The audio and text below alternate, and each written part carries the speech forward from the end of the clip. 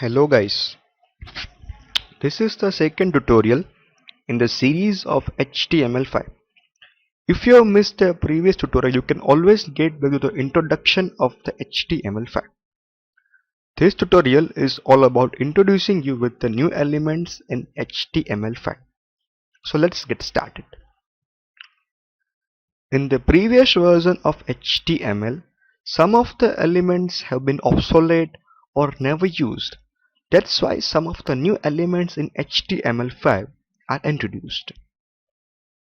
So this is the exhaustive list of the new elements in HTML5. Although it is not possible to include all of the elements, the major elements have been introduced. First is the article element. It basically defines an article.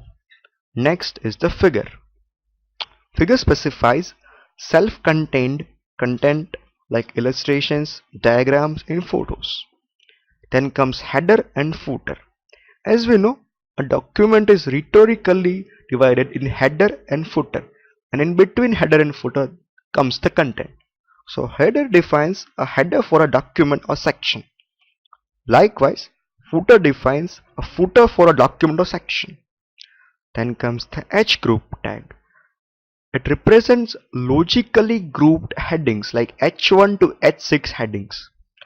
Next in our list is progress tag. It represents a progress of a particular task.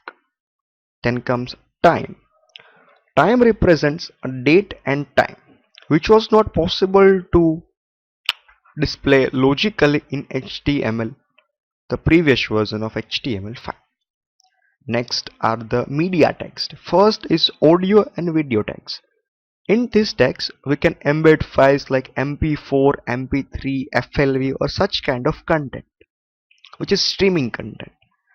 Then the source code, source and embed tag. These tags are used in conjunction with audio and video tag.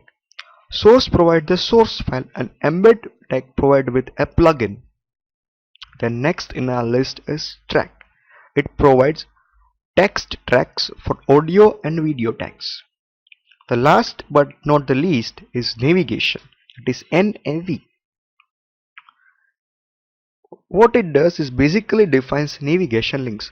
We will see the practical example of this tag later on. So first in our list is article element. Inside the body of article elements, the intricacies of the article tags or the body of the tag is there in between. So the next is navigation. As we know, in the previous version of HTML, we defined the logical links inside a division. That is, we know it is as div. But now in HTML5, all of the related links are logically connected via a navigation tag. So inside the body of the tag, all the main links are embedded. So now comes the interesting one. This is the progress element. It is used to track the progress of an upload task. It is used in conjunction with scripting languages like JavaScript. So that's it. And now comes the removed or deprecated elements. So first is the acronym, which stands for the abbreviation of a tag, which is replaced with ABBR tag in HTML5. The most commonly used for animation is applet tag, which is also removed from the HTML5. Then comes the turn form, big, center, dir, font and frame tags. No frames and strikes have also been removed. So hope you enjoy the tutorial. Thank you.